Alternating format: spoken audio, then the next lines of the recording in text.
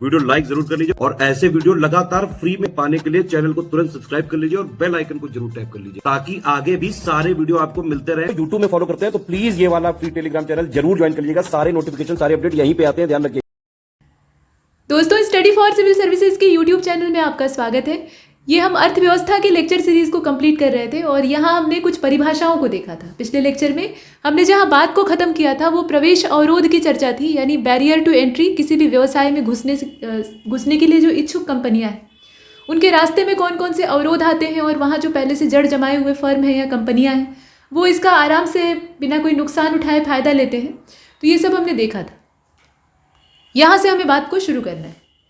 हमें ये देखना है कि मातृत्व मृत्यु दर क्या होती है, यानी मैटरनल मोर्टेलिटी रेट यानी MMR। इसके विषय में क्या हम जानकारी प्राप्त कर सकते हैं। तो असल में यह प्रसव काल में माताओं की मृत्यु और सजीव जन्मों का अनुपात है। सजीव जन्म का मतलब क्या? जिंदा बच्चों के पैदा होने का अनुपात है। कई बार सजीव जन्मों के साथ साथ गर्भपात का भी योग बन जाता है। तो अनुपात की गणना 1 वर्ष की अवधि के लिए की जाती है। इसमें जो टाइम रेंज है वो 1 साल की है, इसको आप ध्यान दीजिएगा। इसके बाद है आपका बजटरी डिफेक्ट यानी बजट घाटा।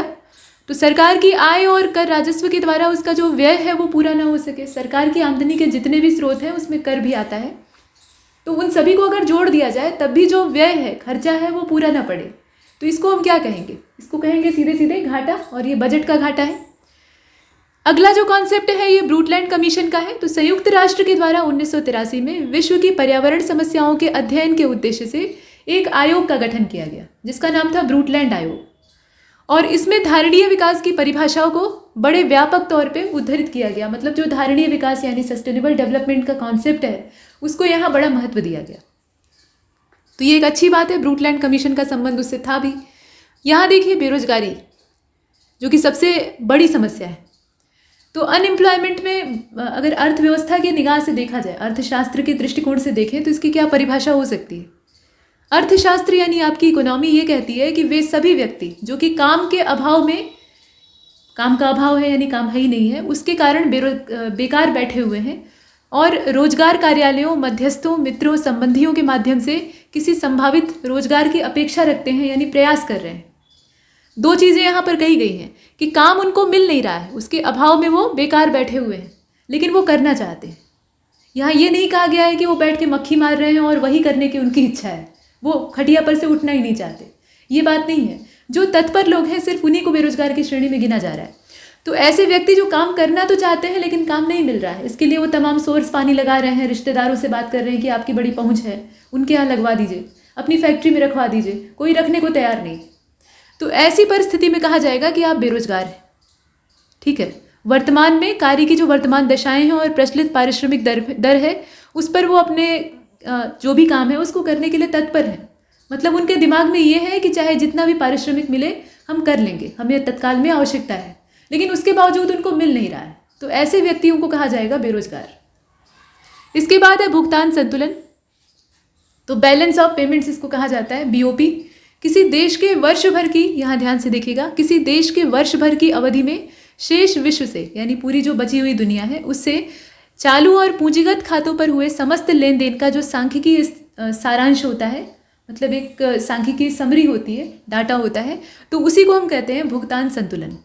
और इस खाते में अवधि भर के सभी दायित्वों और परिसंपत्तियों का ब्यौरा होता है। ये हमेशा संतुलन में होता है, इसका नाम ही है भुगतान संतुलन। तो इसका अगर संतुलन खराब होगा तो फिर नाम का फायदा ही क्या है ना। तो नाम से जुड़ा हुआ काम है। इसके बाद एक और महत्वपूर्ण चीज़ यहाँ पर कही गई है, लैंड रेवेन्यू सेटलमेंट, जो कि एक महत्वपूर्ण डाटा है, आपको पता होना चाहिए। भूमि राजस्व बंदोबस्त। देश के विभिन्न भागों में अंग्रेजी शासन की स्थापना के बाद प्रशासन का गठन करने के लिए एक सर्वेक्षण किया गया। अंग्रेज़ों को हम लाख गालियाँ देते हैं और खदेड़ने की बात करते हैं, वो ठीक बात है कि उन्होंने हमारा बहुत शोषण किया, और सिर्फ अंग्रेज़ों ने अकेले नहीं किया बल्कि जितने भी आक्रमणकारी अपने देश में आए हैं उन्होंने हमें लूटा ही है, डायरेक्ट अथवा इनडायरेक्ट, जितने हैं बाहर वाले। तो उसमें अंग्रेज़ भी शामिल थे। ये एक बड़े पैमाने पर चूसने के उद्देश्य से ही आते हैं, तो ज़्यादा मामले में और ज़्यादा मात्रा में शोषण करते हैं। तो कुल मिलाकर ये सब काम तो किया, लेकिन वो फ़ायदा उठाने के ही लालच में इन्होंने अपना एक तंत्र यहाँ पर विकसित किया, क्योंकि यहाँ कोई सिस्टम तत्काल में रह नहीं गया था। जो पहले के हमारे तंत्र थे वो विफल हो गए थे, ध्वंस हो गए थे, टूट फूट गए थे। तो ऐसी टूटी फूटी व्यवस्था में इन्होंने एक सिस्टम तैयार किया और वो सिर्फ अपने फ़ायदे के लिए किया, उसमें हम लोगों का हित नहीं जुड़ा हुआ था, लेकिन हम लोगों को उससे सीखने के लिए मिला, फ़ायदा हुआ। तो वो जो मशीनरी डेवलप हुई उसी के आधार पे इन्होंने बहुत सारी चीज़ों को विकसित किया, जैसे कि उसी में आता है आपका लैंड रेवेन्यू सेटलमेंट। रेवेन्यू को कैसे वसूला जाए, कौन वसूलेगा, उसके लिए क्या क्या व्यवस्थाएं होंगी, कौन सा बोर्ड गठित किया जाएगा, ये सारी चीज़ें। उसके साथ साथ भूमि का बंदोबस्त अलग अलग समय में। तो ये सारी चीज़ें हम देखते हैं। अब देश में अलग अलग समय में होता है अंग्रेजी शासन में ये सेटलमेंट। प्रशासन का गठन करने के लिए सर्वेक्षण किए जाते हैं और सरकार के हित की दृष्टि से, यहाँ वो कहा भी गया है, सरकार के यानी अंग्रेज़ों के हित की दृष्टि से प्रत्येक भूखंड में उगाए गए राजस्व का, उगाए गए का मतलब यहाँ से है उगा ही किए गए, राजस्व का निर्धारण करने का निर्णय लिया जाता है। कोई भी जो महत्वाकांक्षी शासक होता है जो कि अपने साम्राज्य को आगे बढ़ाना चाहता है, मतलब कुल मिलाकर अपने को आगे बढ़ाना चाहता है, ये कहने का मतलब, तो वो कर वसूली में तनिक भी कोताही नहीं बरतता है, क्योंकि उसे अच्छी तरह से पता होता है कि कर ही सबसे मूल आमदनी का स्रोत है ना। जैसे आप देखेंगे मध्यकाल में अलाउद्दीन खिलजी का, वो बहुत ज़्यादा एम्बिशियस था, मतलब अत्यंत महत्वाकांक्षी था, जो कहा जाता है सनक के स्तर का, सन की लेवल का महत्वाकांक्षी वैसा होता। वो सिकंदर की तरह दुनिया को जीतने का सपना देख रहा था, लेकिन उसके संबंधियों ने उसको सलाह दी कि आप पहले भारत को देखिए, भारत पर नियंत्रण करिए, उसके बाद बाहर का देखिएगा, और वो मान जाता है। तो उसके अंदर ही महत्वाकांक्षा बहुत प्रबल थी, तो वो भी करों का बोझ तेजी से बढ़ाता है, बाजार नियंत्रण को लागू करता है, तमाम जगह से ऐसे सुधार करता है कि ज़्यादा से ज़्यादा राजस्व की उगाही हो सके। तो उसका जो प्रशासन था वो इस मामले में बहुत सख्त था, और यही काम अंग्रेज़ों ने भी किया। इनका भी जो प्रशासन था वो कर वसूली के मामले में, या मतलब अपने फ़ायदे को सिद्ध करने के मामले में काफ़ी स्ट्रिक्ट था। तो ये सारी बातें हैं। अब वही चीज़ यहाँ पर कही गई, और ये कहा गया कि यह भूखंड चाहे किसी किसान के अधिकार में हो, या फिर महल या राजस्व ग्राम या किसी जमींदार के अधिकार में हो, लेकिन वहाँ से जो उगाही किया जाने वाला राजस्व है उसका सही सही आकलन अंग्रेज़ों के पास होना चाहिए, और उतना उनको मिलना चाहिए। अब यहाँ ये कहा गया कि किसी अधिकारी, यहाँ एक चीज़ और कही गई है, देखिए ध्यान से, जमींदार के अधिकार में रहा हो, यह अधिकार चाहे स्वामित्वाधिकार हो या कर्षण अधिकार हो, कैसे भी आप उस जमीन पे तत्काल में कब्जा किए हुए हैं, चाहे जैसे जिस विधि, उससे अंग्रेज़ों को या ब्रिटिशों को कोई फ़र्क नहीं पड़ता है, उन्हें सिर्फ राजस्व से मतलब। अब यहाँ आप देख रहे हैं कि किसी अधिकार के आधार पर राजस्व निर्धारण को भू राजस्व व्यवस्था या बंदोबस्त कहा जाता है। तो 3 प्रकार की राजस्व व्यवस्थाएं अंग्रेज़ों के द्वारा लागू की गई, और ये क्षेत्र के हिसाब से थी, क्षेत्र विशेष के हिसाब से इनको तय किया गया, जहाँ से जिस प्रणाली को अपनाकर ज़्यादा राजस्व की वसूली हो सकती थी वहाँ पर उस प्रणाली को लागू किया गया। तो आप देख रहे हैं इसमें स्थायी बंदोबस्त है, जिसे कि आप अंग्रेजी में परमानेंट सेटलमेंट कहते हैं। जमींदारी व्यवस्था, इजारेदारी, ये सारे नाम इसी के हैं। इसके बाद जो दूसरा बंदोबस्त था वो था आपका किसानों के साथ यानी व्यक्तिगत आधार पे, और इसे रैयतवाड़ी कहा जाता था। इसमें कोई मध्यस्थ नहीं होता था। स्थायी बंदोबस्त यानी जमींदारी व्यवस्था जो है उसमें तो बीच में जमींदार या जो बड़े साहूकार आसामी होते थे वो हुआ करते थे, वो जनता से कर वसूलते थे और अंग्रेज़ों तक पहुंचाते थे, उसमें उनका भी शेयर होता था। लेकिन यहाँ पर सीधा संबंध सरकार का किसानों के साथ यानी रैयतों के साथ होता था। ठीक है, तो ये रैयतवाड़ी व्यवस्था। दूसरा आपने देख लिया है। तीसरा है महालवाड़ी, और महालवाड़ी में एक महाल होता था यानी एक राजस्व ग्राम होता था, और वहाँ से राजस्व वसूलने का काम एक समेकित तौर पे किया जाता था। तो ये क्षेत्र के हिसाब से अंग्रेज़ों ने 3 तरह की प्रणालियों को विकसित किया था। यहाँ पर हम इतना ही देखेंगे, इतिहास में इसका विस्तृत ब्यौरा दिया गया है, तो वहाँ से आप इसे पूरा देख सकते हैं। इसके बाद भविष्य निधि की बात करते हैं। तो प्रोविडेंट फंड इसे अंग्रेजी में कहा जाता है। कर्मचारियों के हितार्थ संचालित ये कोष होता है, और इसमें कर्मचारी और रोजगारदाता दोनों अपना अंशदान जमा कर सकते हैं, दोनों जमा कर सकते हैं, ये ध्यान दीजिएगा। इसका संचालन सरकार करती है, और संचित राशि सेवानिवृत्ति के समय कर्मचारी को प्राप्त हो जाती है, तो ये एक अच्छी बात है। अब यहाँ आप देख रहे हैं मोर्टेलिटी रेट, वहाँ पे हमने मैटरनल मोर्टेलिटी को देखा था, यहाँ पे हम ओवरऑल देख रहे हैं मृत्यु दर को। तो मृत्यु पर आधारित ये शब्द है, मोर्टेलिटी मतलब अंग्रेजी का शब्द है, और मृत्यु दर उसी से जुड़ी हुई है। तो यहाँ आप देख रहे हैं कि प्रति वर्ष या वर्ष भर प्रति 1000 जनसंख्या में हुई मृत्यु की संख्याओं के द्वारा इसको अभिव्यक्त किया जाता है, यानी 1000 लोगों को काउंट किया जाता है, और उसमें से साल भर में कितने मर रहे हैं इसको रिकॉर्ड किया जाता है। ये है आपकी मोर्टेलिटी रेट। जैसे वहाँ लिंगानुपात होता है ना कि 1000 पुरुषों पर हम इतनी महिलाओं को गिन रहे हैं, तो वैसे ही यहाँ 1000 जो जीवन है मतलब लोग हैं उनमें कितने जीवित बचे साल के अंत तक, ये रिकॉर्ड किया जाता है। अब इसमें मृत्यु का कारण कुछ भी हो सकता है। मृत्यु जो है वो आपकी सामान्य हो सकती है। सामान्य का मतलब आपकी उम्र पूरी हो गई, ऊपर से आप जितना लिखा कर आए थे उतना जी लिया, ख़त्म हो गया। तो वो जो मृत्यु है उसको भी रिकॉर्ड किया जाएगा। अगर कोई बीमार पड़कर असामयिक मृत्यु का शिकार हो रहा है या किसी दुर्घटना की वजह से मर रहा है, कुल मिलाकर मर रहा है, मरने से मतलब है, तो वो सभी जो मरी हुई चीज़ें हैं, मतलब मरे हुए लोग हैं, उनको इसमें मृत्यु दर में रिकॉर्ड किया जाता है। मतलब मरने वालों की संख्या के आधार पर किससे या कैसे मृत्यु हुई है इससे फ़र्क नहीं पड़ता। अब यहाँ एक चीज़ कही गई है कि ये जो मृत्यु दर है यानी मोर्टेलिटी रेट है, ये असल में रुग्णता दर से यहाँ ध्यान से देखिएगा, रुग्णता दर से भिन्न है। रुग्णता का मतलब क्या होता है? रोगी होने की अवस्था, मतलब आपको रोग पकड़ा हुआ है, आप रुग्ण हैं, इसी को कहा जाएगा रुग्णता। ठीक है, तो रुग्णता दर जो है ये बीमारी के कारण काम न कर पाने की दशा को दर्शाती है। मृत्यु दर में क्या है? मर गए तो इसमें रिकॉर्ड हो जाएंगे, चाहे जैसे मरे हों।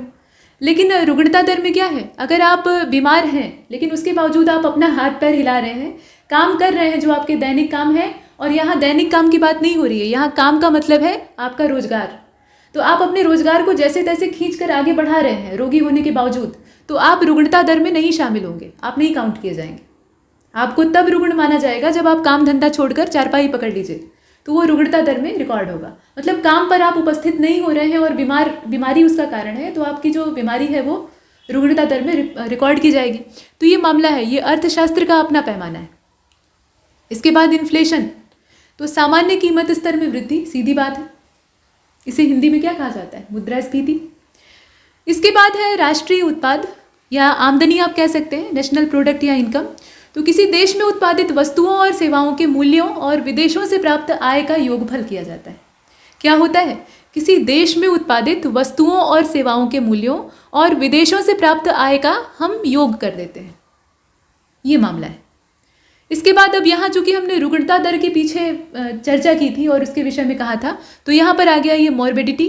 अब मॉर्बिडिटी होती क्या है? बीमार पड़ने की प्रवृत्ति। अब बीमार पड़ने की प्रवृत्ति नहीं हो सकती, आलस करने की प्रवृत्ति हो सकती है, काम टालने की प्रवृत्ति हो सकती है, झूठ बोलने की प्रवृत्ति हो सकती है, लेकिन बीमारी जो है वो आपके चाहने या न चाहने से तो आती नहीं, ये तो अपने से आ जाती है। लेकिन यहाँ बीमार पड़ने की प्रवृत्ति की बात की गई है और यह अस्थायी अपंगता की तरह से होती है। यहाँ कहा गया ना पीछे कि आप काम पर उपस्थित ना हो पाएं, इतना ज़्यादा आप बीमार पड़ रहे हैं, तब आपको इसमें डाला जाएगा, मतलब इसमें आपको काउंट किया जाएगा। तो वही चीज़ यहाँ कही गई है कि अगर आप काम से लाचार हो जा रहे हैं, मतलब काम नहीं कर पा रहे हैं अपनी बीमारी की वजह से, तो आप अस्थायी तौर पे क्या हो गए हैं? अपाहिज हो गए। ये सुनने में अच्छा नहीं लगेगा, लेकिन ये यहाँ पे तार्किक आंकड़ा है और ये आपके काम को प्रभावित करेगा। जब आप काम कर ही नहीं पाएंगे तो प्रभावित तो होगा ही, वो सारा काम लटक जाएगा और संभव है कि आपको अपने काम से हाथ भी धोना पड़े, ये भी हो सकता है। तो निरंतर रुग्णता और अंततः मृत्यु ये भी संभव हो सकती है। मतलब बीमारी दो तरह की होती है, या तो ठीक हो जाएगी या नहीं होगी। तो जो जानलेवा बीमारी है उसमें अंत क्या होता है वो सबको पता है। तो हमारे देश में रुग्णता के दो प्रमुख कारण हैं। एक तो डायरिया, या आप कह सकते हैं कि दूषित खान पान। ये कारण, यहाँ पे रोग की बात नहीं हो रही है, कारण की बात हो रही है। तो जो प्रदूषित जल और खाद्य पदार्थ हैं उनकी वजह से डायरिया और तमाम पेट की तकलीफें होती हैं जो कि जानलेवा होती हैं। और दूसरा है आपका श्वास संक्रमण, क्योंकि अपने यहाँ वायु की गुणवत्ता का स्तर बहुत नीचे है। अपने आसपास आप एयर क्वालिटी इंडेक्स चेक करिएगा, आपके मोबाइल फ़ोन में ये सुविधा होती है। आप देखेंगे कि बरसात अगर हाल फिलहाल में नहीं हुई है, ठीक है, बरसात होने से ये वायु प्रदूषण जो है ये पीछे हट जाता है। जो वायु में घुले हुए धूल के कण या तमाम प्रदूषक पदार्थ हैं वो खत्म हो जाते हैं, तो वो स्थिति साफ वातावरण की होती है। अदरवाइज ऐसे आप देखेंगे तो एयर क्वालिटी इंडेक्स निहायत ही खराब होता है। देख के हमें महसूस नहीं होता, या महसूस ऐसे नहीं हम कर पाते हैं, लेकिन जब हम देखते हैं तो इंडेक्स का जो आंकड़ा होता है वो अत्यंत बुरी स्थिति में होता है, मतलब सांस लेने योग्य वातावरण नहीं होता है। तो वायु का प्रदूषण जो है ये श्वास संक्रमण को बढ़ावा देता है, और साथ में डायरिया यानी अस्वच्छता, ये दो कारण होते हैं जिसकी वजह से लोग ज़्यादा बीमार पड़ते हैं। अब इसके बाद आप देखें, अब आप सोच रहे होंगे कि इसी वजह से तो डेटॉल और लाइफबॉय जैसे जो प्रोडक्ट है उनका प्रचार खूब जोर शोर पे चलता है कि लोग कम बीमार पड़ते हैं। तो बात ठीक है, स्वच्छता की बात कुल मिलाकर है, चाहे आप जैसे भी स्वच्छ रहें। यहाँ देखिए वहन क्षमता या धारण क्षमता, इसको कहा जाता है कैरिंग कैपेसिटी। दोनों ही शब्द एक ही हैं, वहन और धारण एक ही बात है। तो एक घनत्व विशेष पर जनसंख्या को धारण करने की किसी परिवेश की क्षमता। परिवेश माने यहाँ पर आपके पर्यावास, आपके पारिस्थितिकी तंत्र से तात्पर्य है। आपके आसपास का इकोसिस्टम, उसके पास सीमित मात्रा में नेचुरल रिसोर्सेज हैं, ऐसा नहीं है कि अनलिमिटेड है। जो भूमिगत जल है उसकी मात्रा सीमित है, वनस्पतियों की मात्रा सीमित है, या अन्य जो संसाधन हैं जिन्हें कि आप इस्तेमाल करते हैं अपनी डेली लाइफ में, वो सभी सीमित मात्रा में है। तो वो कुछ निश्चित मात्रा में ही जीवों को धारण कर सकता है, मतलब उनका पालन पोषण कर सकता है।